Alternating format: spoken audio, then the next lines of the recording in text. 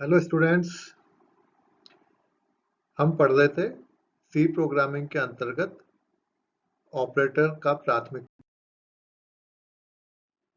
Operator precedence अर्थात hierarchy of operators.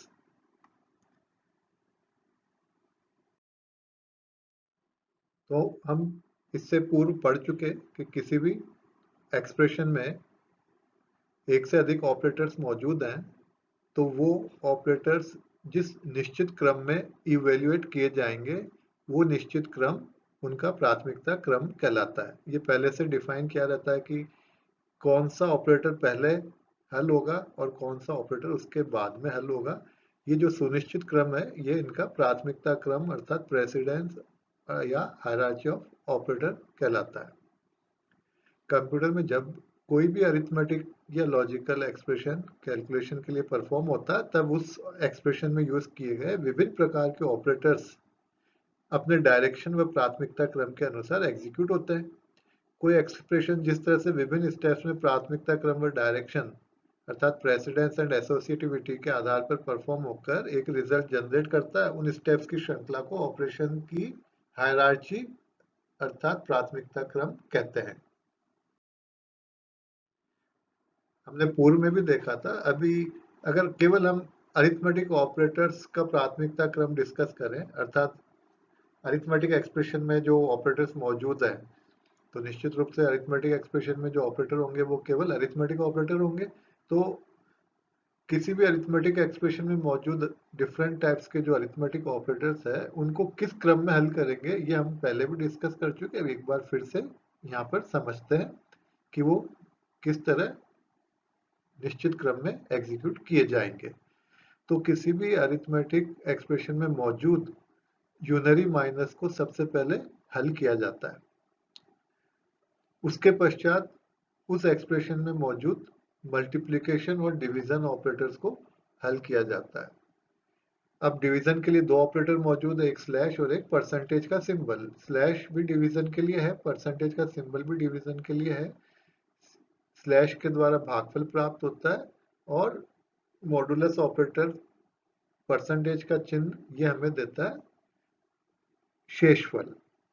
तो दोनों डिवीजन के लिए काम में आने वाले ऑपरेटर हैं। तो यूनरी माइनस के बाद मल्टीप्लिकेशन और डिवीजन को हल किया जाता है।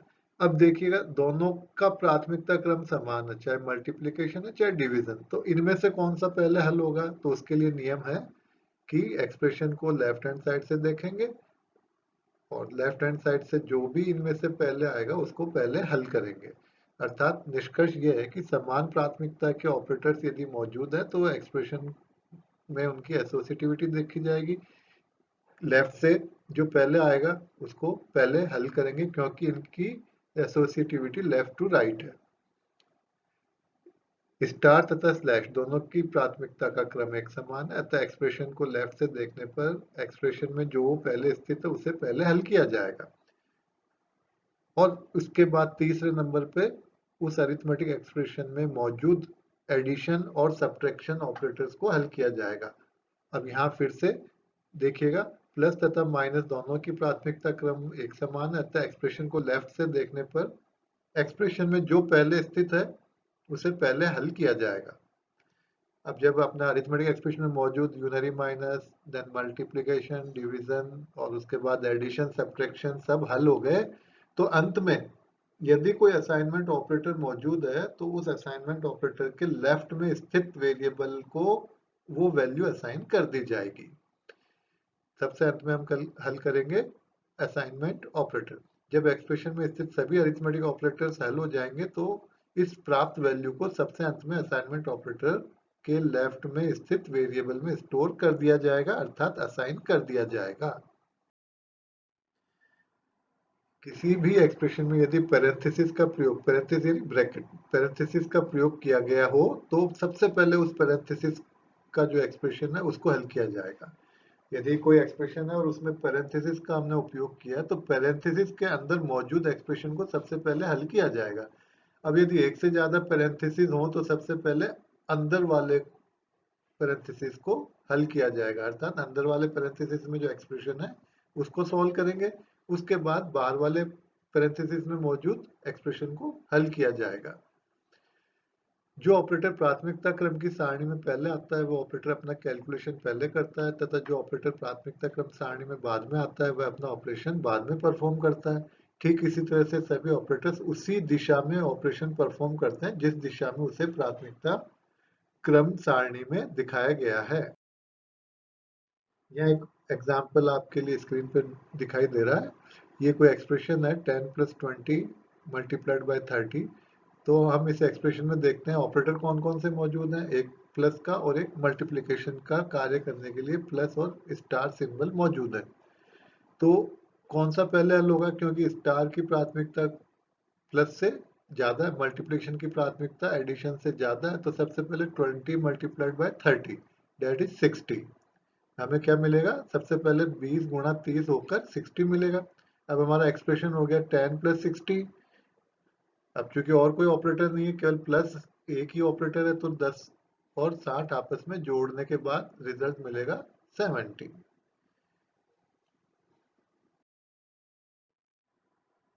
ये देखिएगा एक और example, 100 divide by 10 multiplied by 10।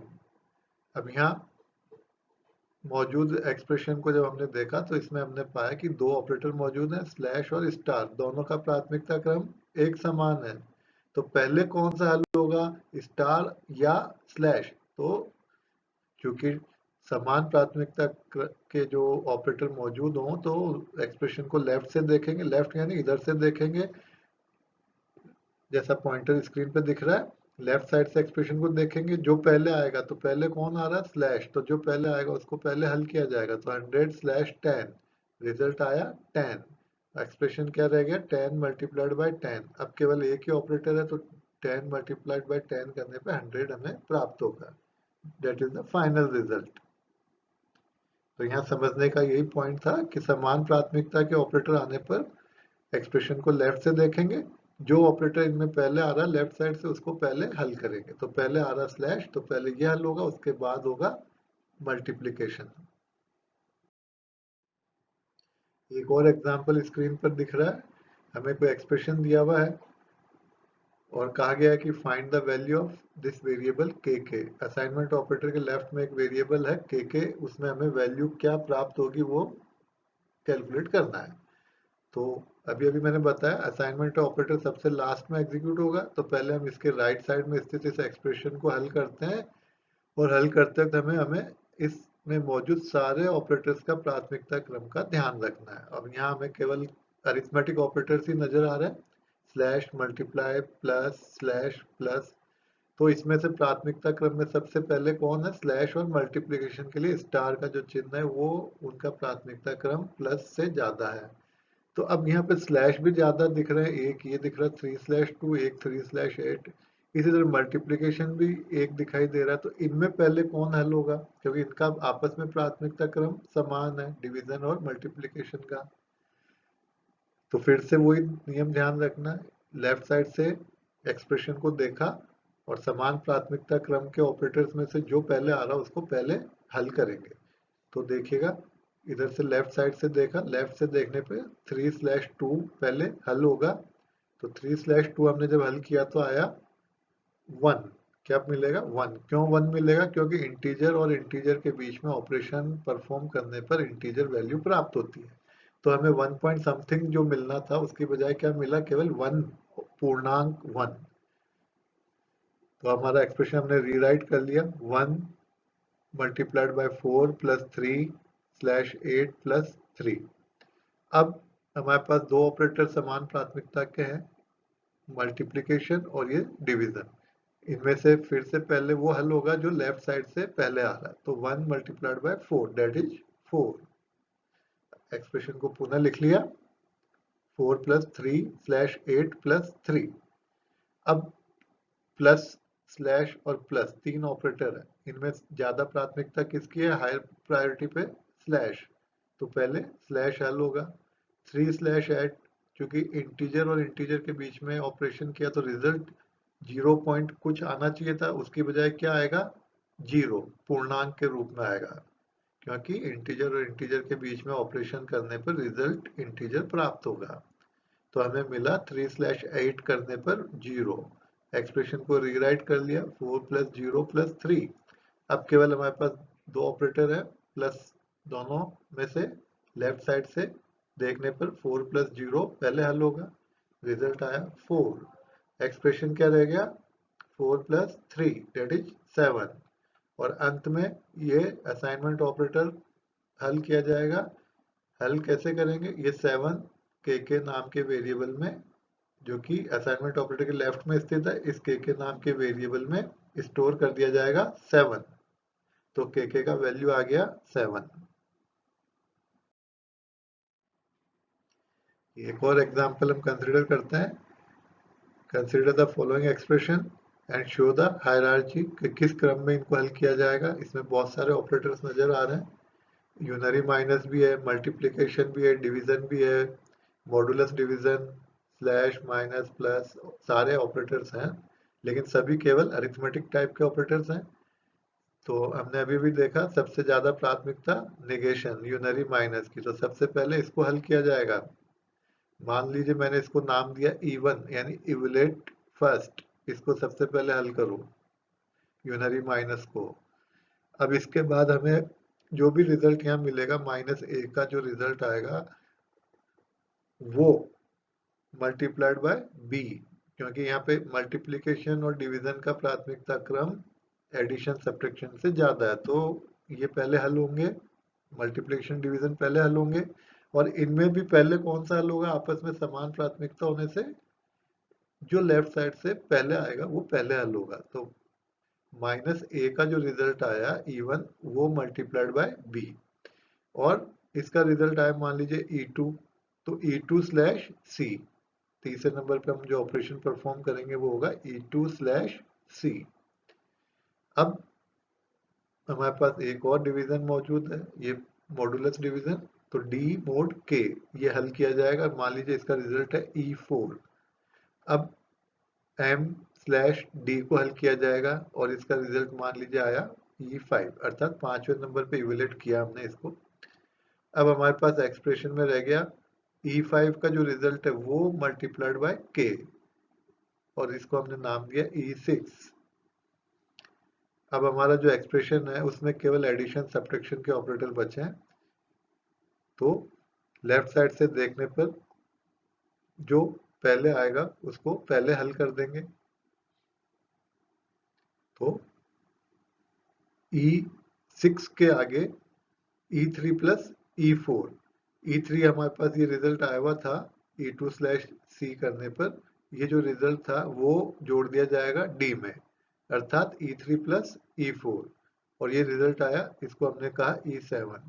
अब E7 माइनस E6, और E6 करने पर जो रिजल्ट आया, E7 माइनस E6 करने पर जो रिजल्ट आया उसको हमने नाम दिया E8, और E8 को फाइनली C में ऐड कर दिया, तो E9 will give us final result।